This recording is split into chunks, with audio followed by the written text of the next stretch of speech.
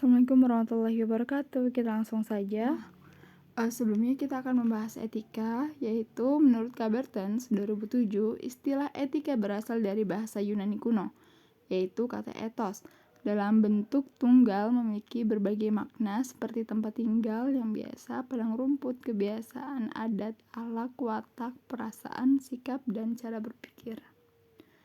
Dalam bentuk jamak, taeta artinya menjadi adat kebiasaan. Etimologi kata etika memiliki kesamaan dengan kata moral karena keduanya berasal dari istilah yang bermakna adat kebiasaan. Nah, ini juga etika juga ialah sebagai ilmu yang mempelajari segala soal kebaikan dan keburukan di dalam hidup manusia segala lini. Nah, istimewanya yang mengenai gerak-gerik pikiran dan rasa yang dapat merupakan pertimbangan dan perasaan, sampai mengenai tujuan yang dapat merupakan perbuatan, yaitu dengan menurut Ki Hajar Dewantara sendiri. Nah, etika kelompok dalam konseling ini menurut Asriningrum, etika kelompok merujuk pada aturan-aturan yang harus ditaati oleh seorang konselor serta hak-hak klien yang wajib dilindungi oleh konselor. Ia membagi etika dalam konseling kelompok menjadi poin pertama, 4 poin. Yang pertama itu tanggung jawab profesional, yang kedua kerahasiaan, yang ketiga penyampaian informasi yang relevan kepada klien, yang keempat pengaruh konselor. Nah, apa sih tanggung jawab profesional itu? Yaitu dalam proses konseling, konselor bertanggung jawab terhadap klien serta dirinya sendiri dari beberapa aspek yang perlu diperhatikan secara langsung. Yang pertama, konselor wajib memberikan perhatian penuh kepada klien selama sesi konseling. Yang kedua, konselor harus mampu melakukan penghentian proses konseling atau terminasi dengan tepat. Yang ketiga, hubungan antara konselor dan klien harus bersifat terapeutik, yaitu tetap mempertahankan elemen emosional. Yang keempat, konselor harus menjaga keseimbangan hidupnya sendiri agar sehat secara spiritual, emosional, dan juga fisik. Yang kedua, di sini ada kerahasiaan di mana konselor itu wajib menjaga kerahasiaan klien dalam konsep privilege communication. Nah, konselor itu secara hukum tidak dapat dipaksa untuk mengungkapkan isi percakapan dengan klien. Namun, dalam situasi tertentu seperti melibatkan pengadilan atau hukum politik, prinsip ini dapat bertentangan dengan ketentuan hukum, ya. Oleh karena itu, tidak ada kerahasiaan bersifat mutlak. Nah, yang ketiga, penyampaian informasi yang relevan kepada klien. Klien itu juga memiliki hak untuk mendapatkan informasi tentang proses konseling yang akan dijalani, ya. Di antaranya kualifikasi konselor, yaitu informasi tentang keahlian dan juga kompetensi konselor harus disampaikan. Yang kedua, konsekuensi konseling.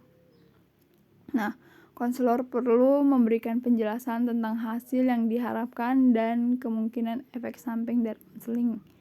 Yang ketiga, durasi konseling itu berapa lama, harus menjelaskan lama proses, kemudian perkiraan jumlah pertemuan yang dibutuhkan, ya. Misalnya seperti sekali seminggu selama 15 kali, kemudian dilanjutkan sebulan sekali dan setahun sekali.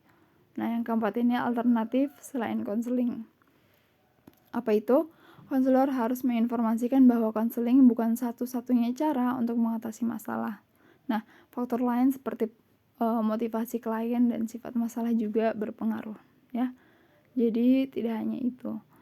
Kita masuk yang keempat, yaitu pengaruh konselor. Nah, pengaruh konselor ini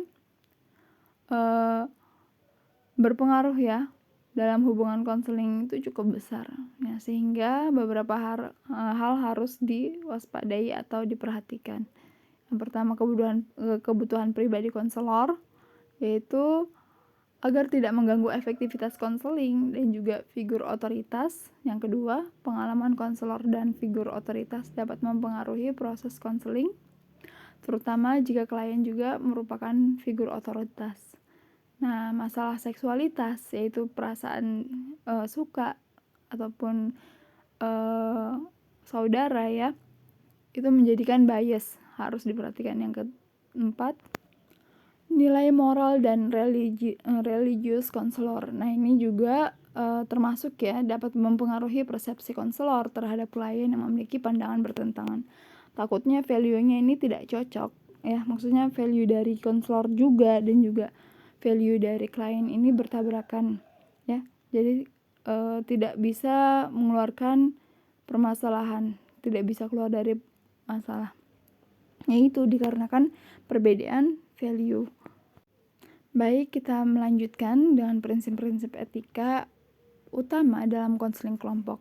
Di sini ada 10 ya teman-teman, tapi sebelumnya itu apa prinsip-prinsip etika itu?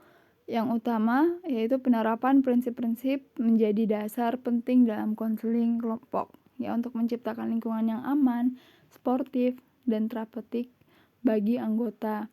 Nah, menurut Munro atau Mantel tahun 89 ya, terdapat 3 dasar etika konseling, yaitu kerahasiaan, keterbukaan, dan pengambilan keputusan oleh klien.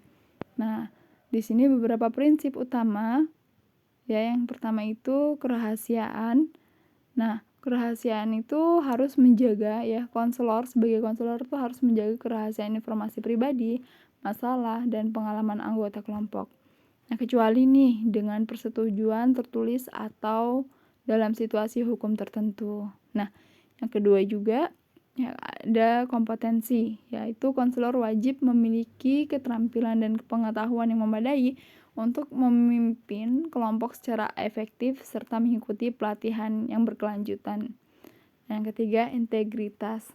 Nah, harus bertindak dengan jujur dan menghindari konflik kepentingan sendiri ya. Yang keempat, keadilan. Nah, konselor harus memperlakukan semua anggota secara adil tanpa didiskriminasi. Jadi, walaupun ada yang tidak disukai dari kliennya, ya harus adil atau karena di sini dalam konteks konselingnya. Jadi harus adil, harus profesional. Nah, yang kelima di sini konselor harus menciptakan lingkungan yang aman dan mendukung untuk pertumbuhan anggota kelompok. Nah, yang keenam ini ada otonomi. Harus menghormati kebebasan anggota kelompok untuk membuat keputusan. Yang ketujuh ada IC atau informed consent.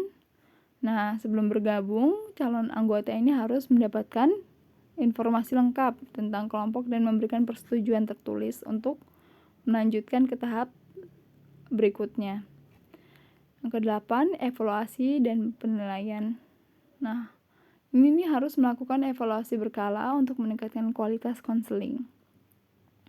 Yang kesembilan, supervisi. Yaitu konselor harus mendapatkan supervisi dari pihak yang kompeten untuk memastikan kualitas layanan. Ya, terutama pada HIMSI atau yang namanya kode etik, terkait kode etik ya HIMSI. Yang ke-10, dokumentasi. Semua aspek konseling harus didokumentasikan secara akurat dan aman. Oke. Mungkin itu saja dari saya. Untuk daftar pustaka atau rujukannya silahkan dilihat di slide sebelah. Baik. Nah, ini ada 2 ya daftar pustaka rujukan dari materi saya kali ini. Mungkin itu saja. Untuk penjelasannya terima kasih. Saya tutup. Wassalamualaikum warahmatullahi wabarakatuh.